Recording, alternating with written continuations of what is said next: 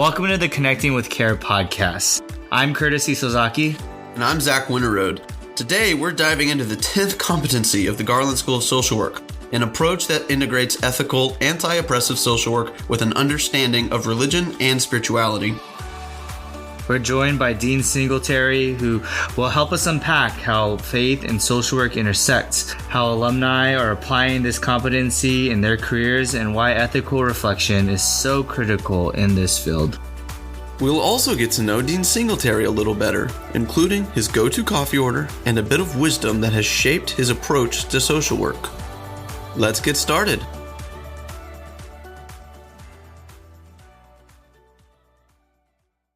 Jon Singletary, thank you so much for joining us on the podcast. Really excited to talk a little bit about the 10th competency in the Garland School. Hey, thanks, Curtis. Likewise. It's fun that we're doing these podcasts together. Well, I hope today is to engage in a conversation about exploring the 10th competency and how religion and spirituality and social work practice are integrated in diverse settings. And really, we want to be thinking about how to consider addressing how religion and spirituality impacts ethical and anti-oppressive social work practice. Yeah, that 10th competency is a mouthful. And it is kind of funny that we're talking about 10th competency when we haven't addressed the other 10, but it is what sets us apart. We get to create our own competency, and it is the 10th one. So it'll make sense as we talk, but it's a great statement of who we are. Absolutely. And so before we dive into the 10th competency and what it is, I want to kind of start off with maybe reintroducing yourself to those joining in the conversation, and we'll dive into some rapid fire questions. All right. I can't wait. Okay. So first rapid fire question. What is one word to describe Waco, Texas, where you're currently living? Ooh, history. Why history? Because we have such an unusual history. We're trying to learn more about our namesake, the Native American tribe for whom we're named. But you also look at kind of the somewhat recent history going back 30 or 50 years in this kind of traumatic religious history to Waco, but also some kind of new growth and development that reframes who we are in a much more positive light. So Waco's this phenomenal city here in the heart of Texas with this really rich and storied history. Well, I've so enjoyed having conversations with you about that history, especially over a cup of coffee. And we've had the chance to kind of enjoy time together over a cup of coffee. And so we'll love to hear, what is your go-to order at your favorite coffee shop? All right. Speaking of coffee, huh?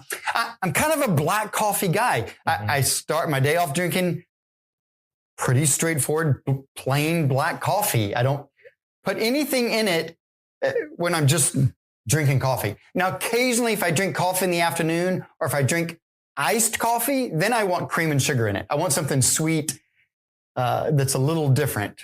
But my go-to is either drip coffee, a pour over. I had an Americano this morning. So usually just the good stuff. Amazing.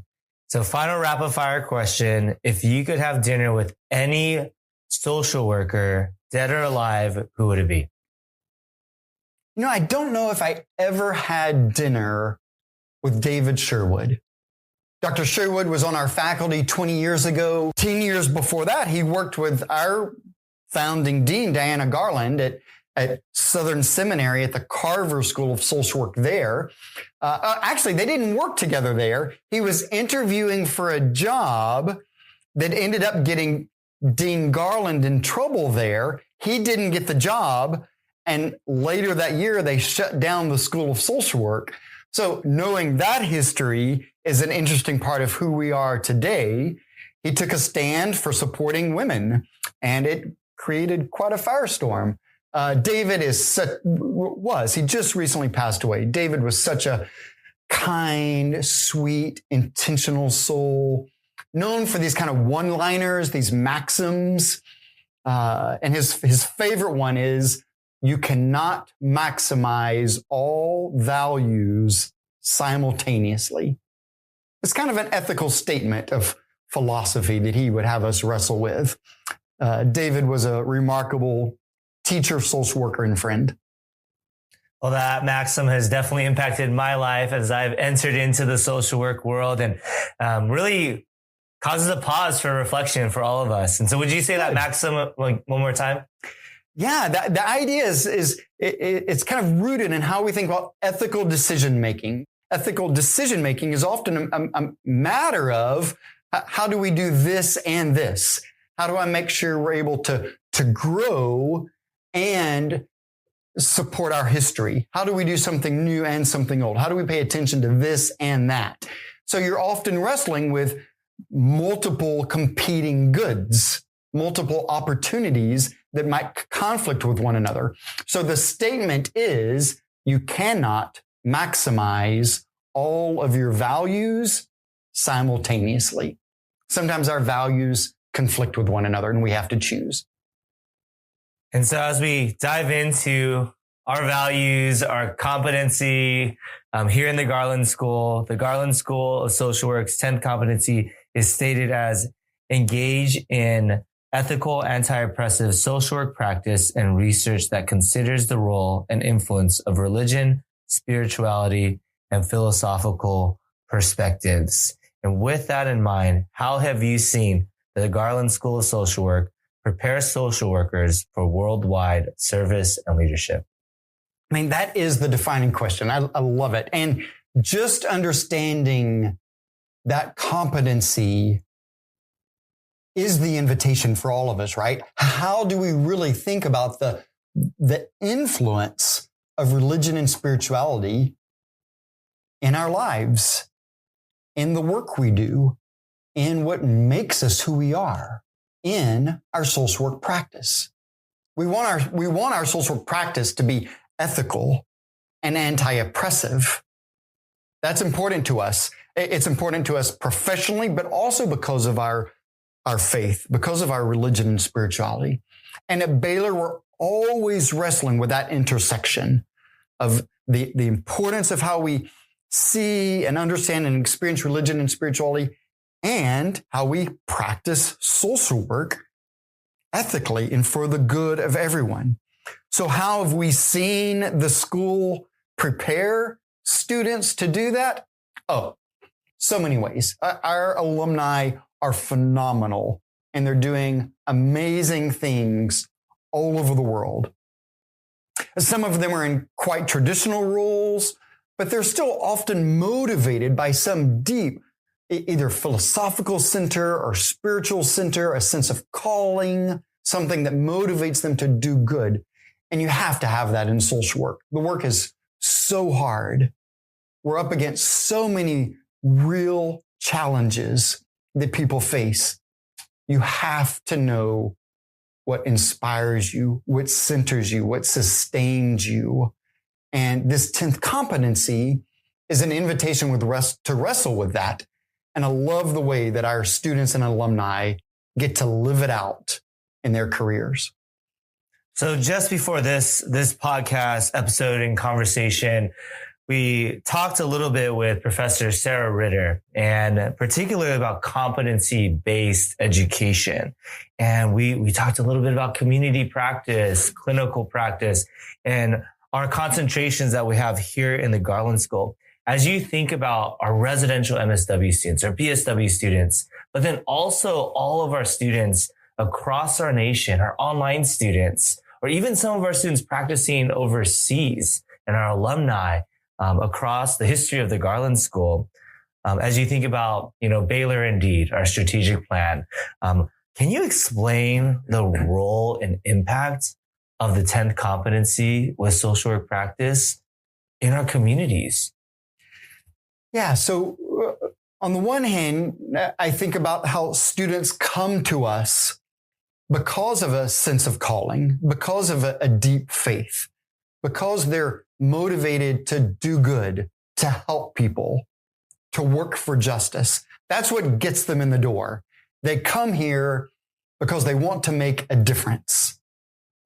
And then while they're here, they're learning these skills, hands-on skills. Social work is an educational journey of professional practice. So you are learning what it takes to make a difference in the lives of people and the systems that affect us. So how do we change organizations, communities, societies to better care for people so that we're not having to respond to needs after the fact? So students are learning these skills. And at the same time, we're learning how religion and spirituality are part of those systems. So religion doesn't just inspire us to be here, but the very people we serve have a faith story. They have a spirituality. They have a religion that has meant something to them. So a part of what we wrestle with is how has that journey also inspired them? We work with immigrants who have traveled from Central America up into North America, crossing the border at the south of our nation with their family. And they come here and they have a faith story, believing that God has a future for them in another place that will allow their family to be cared for. And they made this journey because of that deep faith. We want to hear that story and respond in kind. How can we support you in that belief and desire to support your family the way you believe God has called you? You know, that's just one example. So we care deeply about those experiences. But at the same time, other people have a story of being traumatized by religion, maybe a story of spiritual abuse. And they're trying to make sense of that trauma, coming to terms with it, seeking to be healed, to become whole in a new way. So we have these phenomenal clinical interventions that are trauma-informed, help people make sense of everything that has impacted them. And all of our stories of religion and spirituality aren't positive ones, but we're not afraid to talk about them, to explore the depths of these hard questions. That's what the Garland School is. That's what makes us unique. As you reflect on these really deep questions, often these questions lead to, as we've kind of talked about already, ethical decision making. So going deeper, when it comes to these competencies that social worker education really truly leans into and abides by, if we can go a little bit deeper in reflecting upon overall ethical decision making and practices, and kind of going double downing on what you've already shared.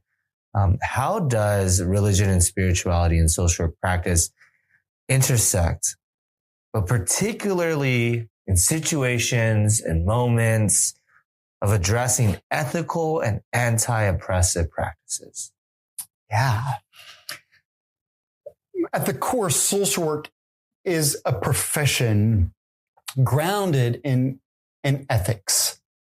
So we have to be quite intentional about the best care possible for people. And it takes a lot of discernment. That's a spiritual practice right there. It takes a lot of deep work to figure out what is best for the people I'm serving. Not what do I think is best, not what do I think they need, not what have my values told me is the right thing to do, but what is truly best for them? What do they have to say about that? What do they want in this situation?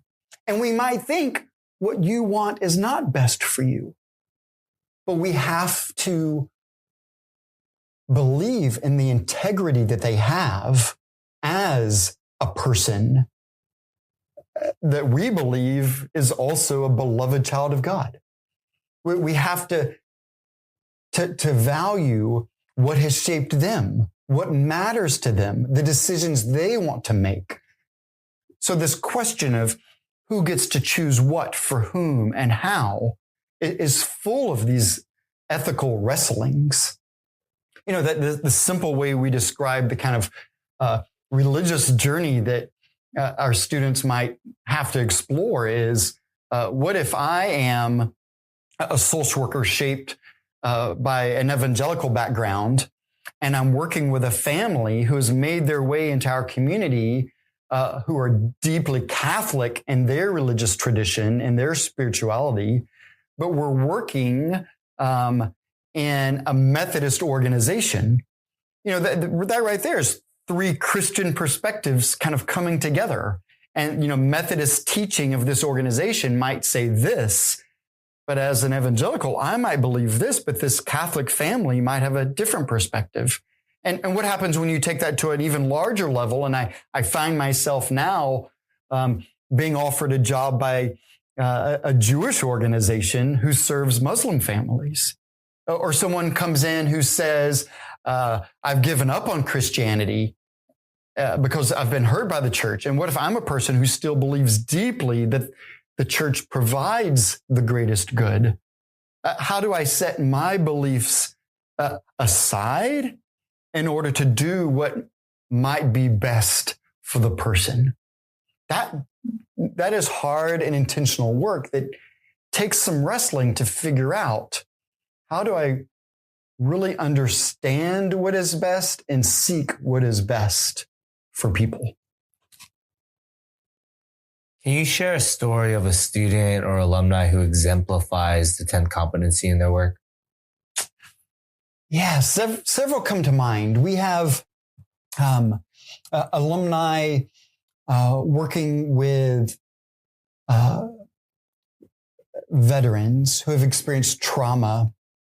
And these veterans come home and they want to, maybe it's a male who served in the military and he's coming back and he's married and his wife is saying, I don't know the man that I'm married to anymore. And he's saying, I can't get these voices out of my head. And I'm not sure I'm fit for this marriage anymore. And the wife is crushed and saying, no, how do we make this work? And our students are there, maybe because of their faith, believing in the value of marriage, wanting what is best for this couple, trying to make sense of that. That's an example of one of our alumni living out the 10th competency, practicing social work well, trying to figure out how do I provide guidance, care for this individual and family in this situation. We have alumni working with older adults with dementia, and maybe it's the child, the young daughter of that older person providing the caregiving, and they're tired. They don't understand what's happening to their beloved mother or father.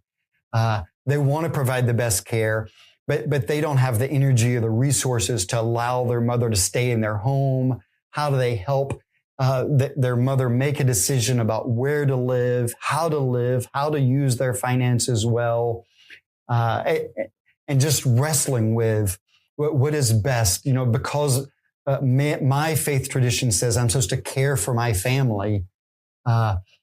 Do I impose that belief, or do I allow this family to make a different decision? That's what our alumni are wrestling with. We have alumni doing this in, of course, faith-based organizations. We have alumni doing this in secular organizations where maybe a faith isn't a part of the work, but you never know when and how spirituality will show up. So we might have clinicians, social workers who are working as therapists. And in a session, a client will begin to talk about their own spiritual journey. And maybe that social worker knows they're in an agency that's not religious, but how do they attend to the spirituality of that client? Are they prepared to go down that ethical road of still honoring, talking about spirituality, even though they know that it's not necessarily a part of what that agency values? And then we have alumni on the other side of the coin who are working in churches. We have alumni doing great work as church social workers, where maybe they're expected to talk about their faith, but they have people coming in from the community who aren't there to talk about religion. They just need help finding food to make it through the day, to care for their family, and wrestling in that context of, okay, this is still a spiritual question, but I'm not here to talk about spiritual matters. I'm here to meet a basic need. There's so many questions that we wrestle with, and those are just a few. A specific alum comes to mind in each of those scenarios who is doing this work in such a meaningful way. Thank you so much for sharing such meaningful stories and such important work. And to our alumni, staff, faculty, current students, and friends of the Garland School, and really our future students, thank you so much for just being a part of this story in the Garland School of Social Work. 25 plus years of the MSW, 50 plus the Garland School. And we're just so thankful for you leaning into our community and just being a part of the legacy that we have, but the living out of the 10th competency. Just as a final reflection, Dean Singletary, around the 10th competency, what makes the 10th competency absolutely critical to our work? You've shared a lot. You've talked about various stories. You've shared about ethical decision-making, but just as a final reflection, what makes the 10th competency critical for social work practice? I think about that. It's a few weeks after Thanksgiving. We're leading up to the Christmas season. And I think about the joke that's true, that's not a joke in far too many families. When you get together with family, you don't talk about religion and politics. It's a sad statement that it's so hard to have these crucial conversations about the things that matter to us most. And in my own family, it's hard to talk about those things. And what is critical about this competency is we're saying, when you're experiencing social work education at the Garland School, we're going to talk about those things. The work of policy is at the core of social work practice. We're thinking about federal policies, legislation that shapes the lives of individuals. We're talking about organizational policies that guide decisions we make. So politics are there, and so is religion and spirituality. And we can't avoid those things. And sometimes that's the easy thing, is to think, I just want to be in a place where I don't have to think about these things or talk about these things because it's too hard. And it is difficult, but that's the work. That is what is critical. How do we come together as students, learners, teachers, professionals, and wrestle with these ethical questions? How do we make sure that we're being attentive to the experiences people have of oppression and marginalization? How their lives have been set aside because they're not valued. And we're here to say, no, you are valued. You are seen. We want to care for you deeply. That is anti-oppressive practice. And we believe that being anti-oppressive is both a social work value, but for us, it is a spiritual value as well. As Christians, we pay attention to Jesus' words where he says he was called to address the experience of those who've been oppressed within society. And today, 2,000 years later, we're still called to do that as Christians. Now, we're not all practicing Christians as students in the Garland School. That's not an expectation to study here.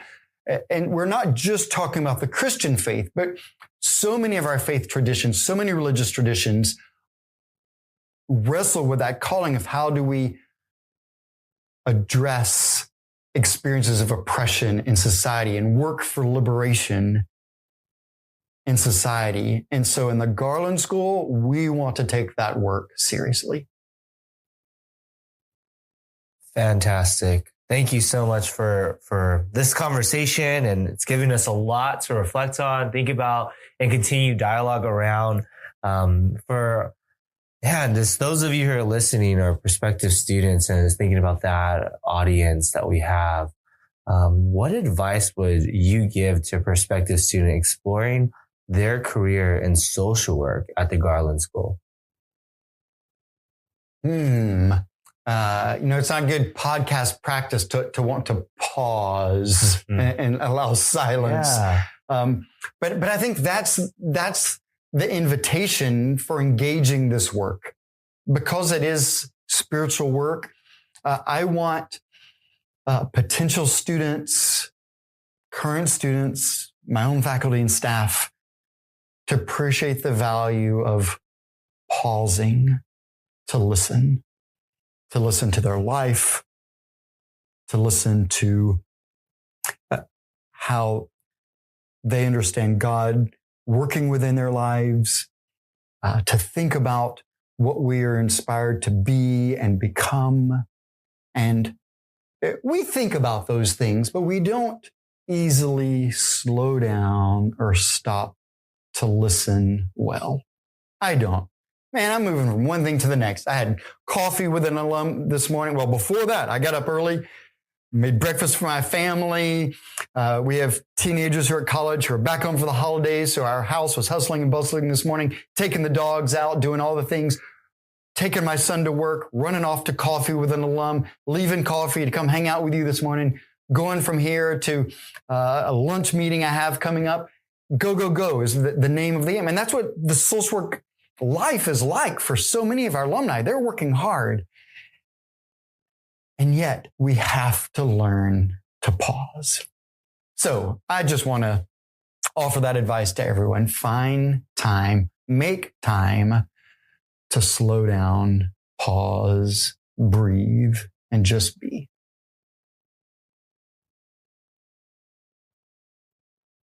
That's it. Easier said than done, but hopefully that's something we can take seriously this season. Dean Singletary, you value mindfulness practices. And just to kind of end this podcast, this conversation, would you like to lead us through a moment of mindfulness? Maybe even share a little bit about what that means to you. Yeah, I grew up in a Christian family. We talked a lot about the importance of prayer. So I grew up and I'm still a praying person. But most of how I understood prayer was talking to God. Listening is so much harder. Mindfulness is about listening. It's not just listening to God, although that is a part of it. It's just learning to listen to life, to our own soul, as well as the voice of God within us and all around us. And so the call to mindfulness for me is a spiritual journey. It is a part of my Christian faith. It's not that way for everyone. So I'm really interested in diverse traditions of mindfulness, of deep listening.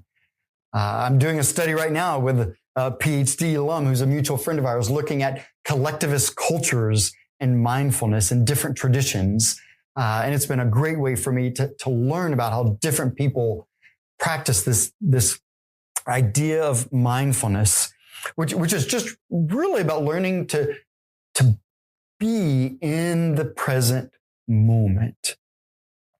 Most of my time, as I mentioned, I'm thinking about what's next instead of thinking about what is in the now. And the difficult thing is sometimes when I pause to listen to what's in the now, the scary things show up. It's like, oh man, but that's when that anxiety shows up. That's when that fear shows up. That's when those voices of shame might come back. And that's a part of the work. I've got to recognize those things, see them for what they are, and then learn to let them go. Treat them like clouds in the sky. Notice them and let them float on by. You can't force them away, but we shouldn't overly dwell on them either. And mindfulness is a way of learning to do that, to be in the present moment, to not let our thoughts and fears consume us, to notice those things, but to just trust in the gift of that ancient prayer that all shall be well. So I'll just invite us to this brief practice of using that phrase combined with breathing. So if you've stayed with us this far in the podcast, stay with us for another 1 minute as we just kind of pause, notice your breath, and all for that phrase, all shall be well. And then take another deep breath in and out. And sit with that phrase again. All shall be well. One more time. Deep breath in and out. And hear the words. All things shall be well. Now, it's not a matter of forcing that to be true, but trusting that it may be so. And just practicing a 30-minute breathing and reflection practice like that is a way to step in to the practice of mindfulness. And it's something we can all do. So I hope, listeners, you can do that today. And I hope it's something I can keep learning to do better in my own life. Thank you so much, Dean Singletary. We're looking forward to our next conversation together. Our friends listening in, thank you so much for tuning in. We hope that all continues to be well.